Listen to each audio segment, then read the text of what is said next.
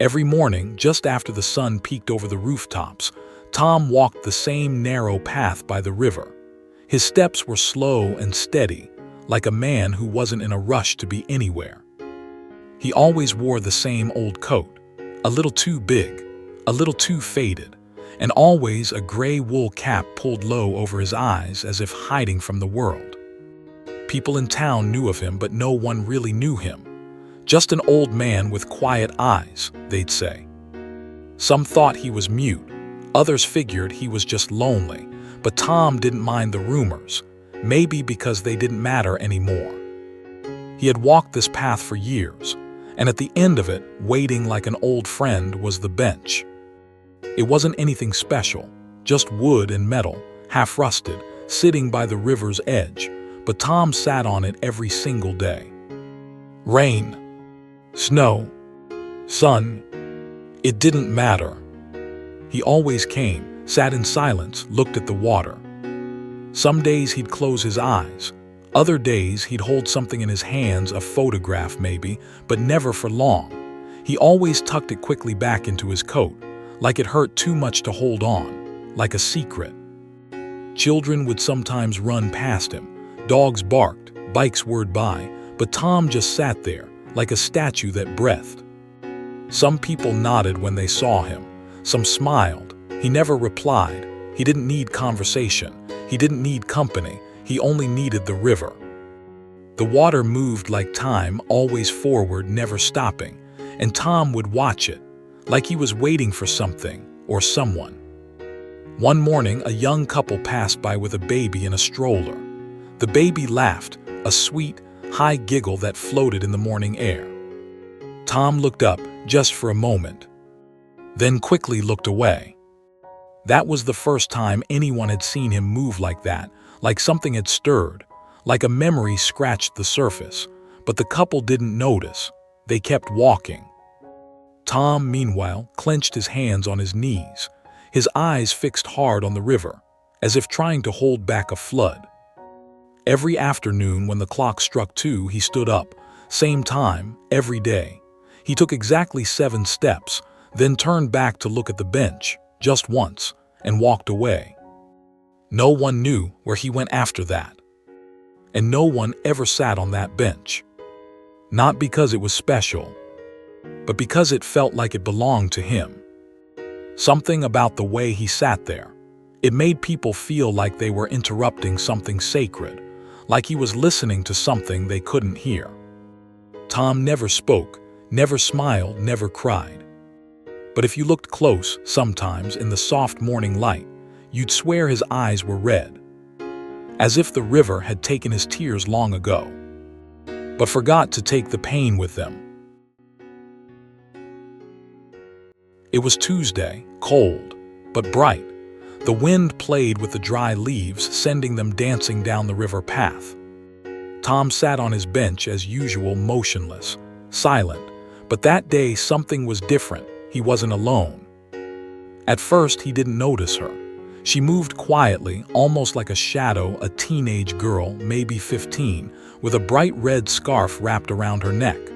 She stood a few feet away, holding a sketchbook, watching him. Tom felt it, that quiet pressure of someone else's gaze. He turned his head slightly. Their eyes met for the briefest moment. She smiled. "Hi," she said, casual, like they were old friends. Tom blinked but didn't reply. He looked back at the river. She walked closer and without asking sat beside him, not too close, just enough to share the bench. Tom's hands tightened on his knees. "Nice spot," she said, glancing at the water. Silence. "I've seen you here before," she added. Still silence. She pulled her legs up onto the bench, crossed them beneath her, and started drawing something. Tom didn't look. Minutes passed. She hummed softly some song he didn't know. He tried to ignore her, tried to return to the rhythm of the river, but her presence was loud, not in volume but in color, in energy, the red scarf, the curiosity, the way she just wasn't afraid. "You don't talk much, huh?" she asked. No answer. "That's okay. Most people talk too much anyway." She flipped the page in her sketchbook. Then suddenly she asked, "Do you believe people can carry ghosts?" Tom's eyes twitched, but he stayed quiet. "I think we all carry something," she went on, "like invisible backpacks full of stuff we wish we could forget." She tapped her pencil against her lip. "But I also think maybe some people are just waiting for the right person to listen." Tom slowly turned to her. His voice came out dry, raspy. "You talk a lot for someone your age." She grinned. "And you don't talk enough for someone yours." That almost made him smile. "Almost. Do you come here every day?" she asked. He nodded just once. She paused, then asked softly, "Why?" Tom looked down at his hands, weathered, shaking slightly. He opened his mouth, but the words wouldn't come, so he just shook his head. "That's okay," she said again. "You don't have to tell me." She stood up, brushed off her jeans. "I'll come back tomorrow, if that's okay." Tom didn't respond, but he didn't tell her to go either. As she walked away, the red scarf fluttered behind her, bright against the dull sky. Tom watched her go. Something inside him stirred. Not pain, not sadness. Just something. When she disappeared down the path, Tom looked at the river again. But it felt different now. As if for the first time in years, the water had paused to listen. That night Tom didn't sleep well. He kept thinking about her strange questions, about how she'd sat beside him without fear, without judgment, about the red scarf, and the way she said, "I think some people are just waiting for the right person to listen." The next morning was quiet. No wind, no footsteps, no voices, just the steady flow of the river. Tom sat on the bench as always. But this time, he looked different, not just tired but heavy, like he was carrying something inside that wanted to break free. The girl hadn't come yet, and maybe that was a good thing, because today, the memories had come first. He held the photograph in his hands again. It was faded now, edges curled, colors soft. He stared at it for a long time. And then slowly, the dam inside him cracked. Her name was Helen. She had hair the color of autumn and a laugh that made rooms feel warmer. She was his wife, his best friend, his anchor. And the boy beside her in the photo, that was Daniel, their son, wild, curious, always asking questions, always smiling. The picture had been taken at this very river, Helen holding Daniel's hand, Tom behind the camera. They were laughing. It was the last photo he ever took. Tom closed his eyes, and the river turned into a memory. It was a Sunday, bright skies, blue water, a picnic blanket on the grass. Daniel had just turned 8. Helen brought sandwiches. Tom brought a little kite. Daniel ran ahead with the kite, shouting for it to fly higher. Helen laughed. Tom snapped the photo. One perfect moment, frozen in time. Then tires screeched, a scream, a blur of motion, a car, out of nowhere, too fast. Tom dropped the camera. Helen ran. Daniel didn't see it coming. Then silence. And sirens. And blood on the grass. Tom never took another photo after that. He never flew another kite. He never celebrated another birthday. He blamed himself for being distracted, for not grabbing Daniel, for not yelling sooner, running faster. Helen, she tried to stay strong, for both of them. But grief doesn't follow rules, and guilt is a silent killer. She stopped smiling, stopped eating, stopped speaking, and one day she just stopped. Tom buried her next to their son, and buried his heart with them. That's why he came to the river, not to remember, but because he couldn't forget. It wasn't peace he found there. It was punishment. Years passed, and still the bench waited for him like it had made a silent deal with his soul. But something had changed now. Ever since the girl sat beside him, the silence wasn't so silent anymore. Maybe it was her questions, or her eyes, or just the way she listened without expecting anything. But for the first time in years, Tom wasn't sure he wanted to carry the pain alone anymore. He looked at the photo again, Helen's smile, Daniel's wild hair, and whispered, "I'm sorry." The river kept moving, but this time it felt softer, like it had heard him, like it remembered too. She came back on Thursday, same red scarf, same quiet confidence, like she knew he'd be there. Tom was already sitting when she arrived, hands folded, shoulders tight. The photo was gone, tucked back into his coat. She sat beside him again. No words at first, just the sound of the river and a soft breeze moving through the trees. Then casually she asked, "Do you ever wonder where people go when they leave?" Tom blinked. It wasn't the question he expected. He thought for a moment, then answered, "They don't go anywhere, they just stop being here." She looked at him, curious. "That's sad," she said. Tom shrugged. "Sad doesn't make it untrue." She tilted her head, thinking, then opened her sketchbook and started to draw. A few minutes passed in silence. Then she spoke again. "My mom says people leave behind pieces of themselves." Tom glanced sideways. "Like what?" "Smiles, books, things they touched, places they loved, words they never said." She tapped her pencil gently on the page, sometimes even letters. Tom turned away, his jaw clenched. She didn't notice, or pretended not to. "I write letters sometimes," she said, "but I never send them, it's just for me." Then, without looking at him, she asked, "Have you ever written something you didn't send?" Tom was silent. The question sat between them like a stone. He nodded, barely. "How many?" He hesitated. "Too many." She stopped drawing, turned to him. "Can I ask who they were for?" His eyes stayed on the river. "My wife, my son, and someone else." "God?" she asked gently. His shoulders tensed. "I don't know." She waited. Didn't rush him. Didn't fill the silence with chatter. Tom sighed. Pulled something from his coat pocket, an envelope, worn, folded 100 times. He stared at it in his hands. "I wrote this one 6 years ago," he said quietly. "Never read it aloud, never showed it to anyone." The girl looked at it, then at him. "Do you want to?" He shook his head. Then paused. Then nodded.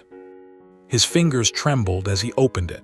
He unfolded the paper slowly, like it might fall apart in the wind. Then began to read. "Dear Daniel." His voice cracked. He cleared his throat. Tried again. "Dear Daniel, I don't know where you are, I don't even know if you hear me, but I see you every day. In the trees, the sky, the river. I see you in the spaces where you should be." He stopped. His hands shook harder. Tears welled in his eyes. But the girl didn't move. She just listened. "I'm sorry I didn't save you," he continued. "I should have yelled louder, run faster, paid more attention. I was supposed to protect you, and I failed." A tear rolled down his cheek. His voice lowered. "I still see your kite. It's always flying in my dreams." He folded the letter again, very slowly, very carefully, then put it back into his coat. The girl sat quietly beside him. Then whispered, "I think he heard you." Tom didn't answer. But for the first time, he believed it might be true. The river moved. But something else had moved too. Something inside. The sky turned gray before noon.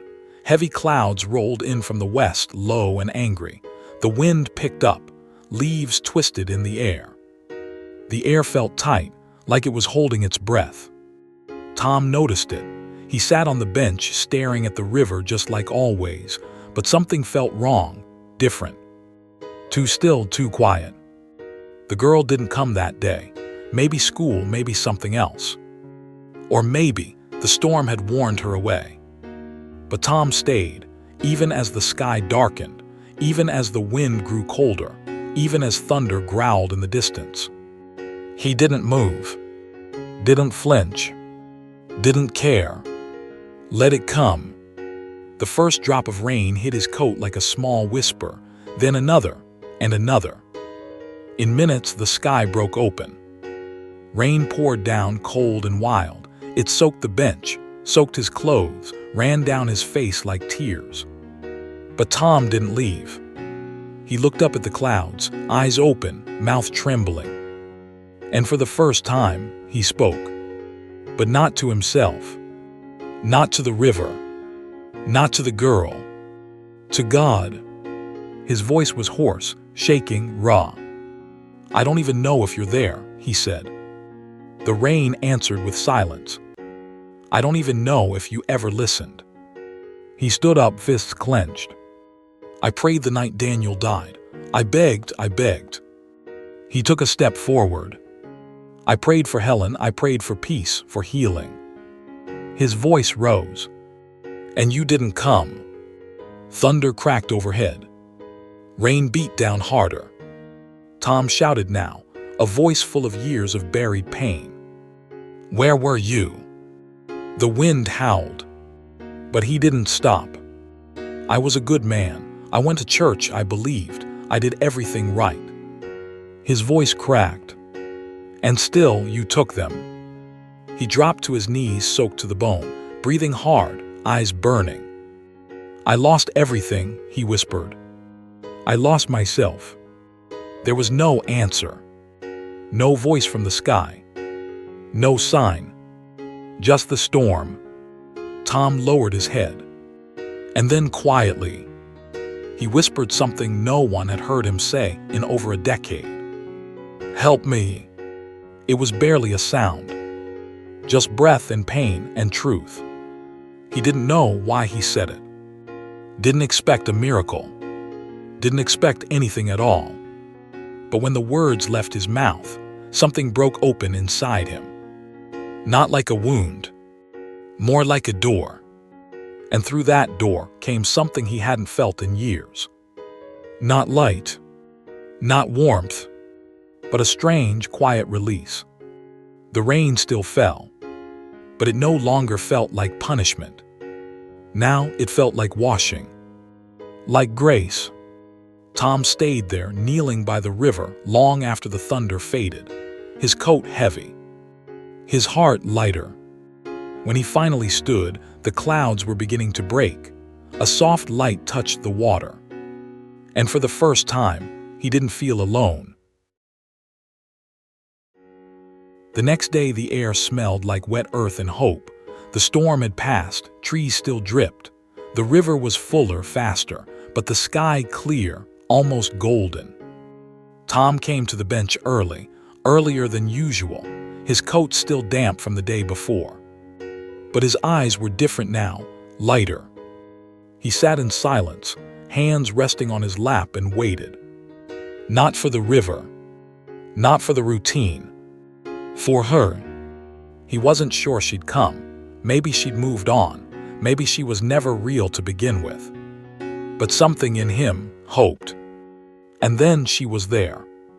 Red scarf, sketchbook, same steady walk, same gentle presence. She smiled as she approached. "Looks like you survived the storm," she said. Tom chuckled softly. "Barely." She sat down beside him like always, but this time closer. Like she knew the walls were down. They sat together for a while, watching the water. No questions, no pressure.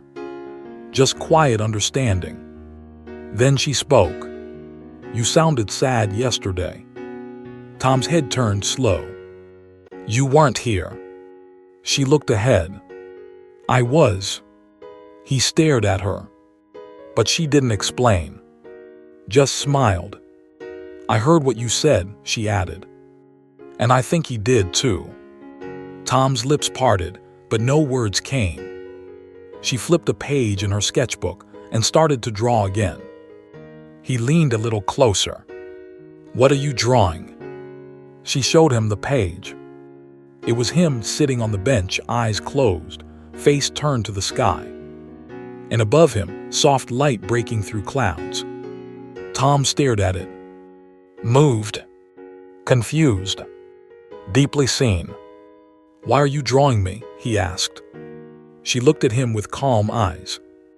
"Because you forgot what you look like when you have hope." Silence.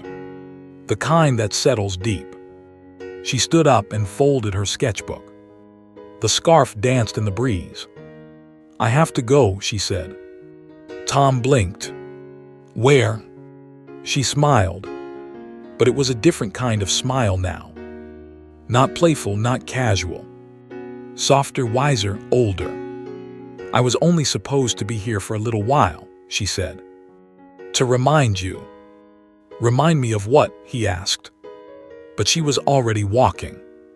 Just before turning the corner, she stopped, looked back, and said, "You were never really alone, Tom." Then she disappeared down the path. Tom stood up, took a shaky breath, and looked at the sky. For the first time in years, he whispered something. A word he hadn't dared speak. "Thank you." The river moved. The trees whispered. And the bench, it wasn't empty anymore. Weeks passed, then months, and still every morning, Tom came to the river.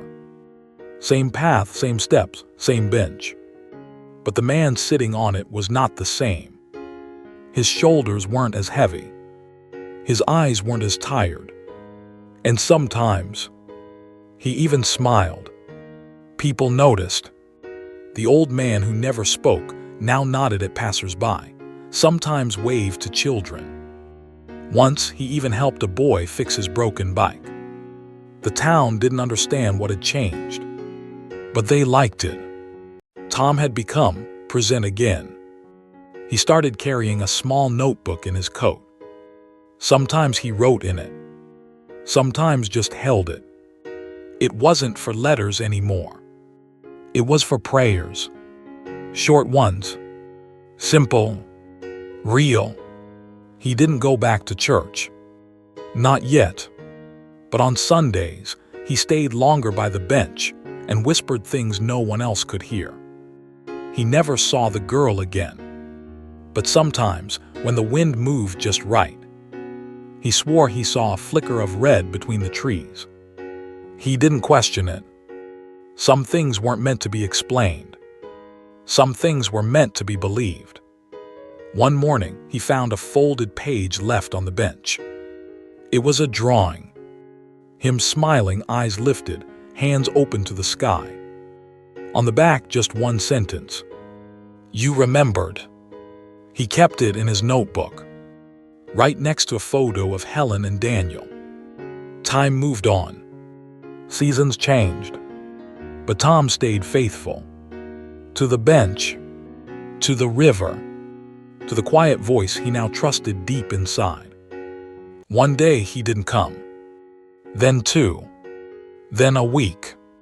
People noticed. A few flowers appeared on the bench. Then a small candle. Then silence. But no sadness. Just quiet gratitude. Tom's notebook was found tucked beneath the bench. Inside, one final page, written in a slow, shaky hand. "If you ever feel lost, sit here. Listen. The river speaks. And so does God." Tom. The bench was never empty again. Sometimes it held old men with trembling hands. Sometimes young mothers with sleeping babies. Sometimes children with questions. Sometimes people with nothing but silence in their hearts. But the river always moved. And the wind always carried something sacred. And if you listened closely, you might still hear a quiet voice whisper, "You're not alone."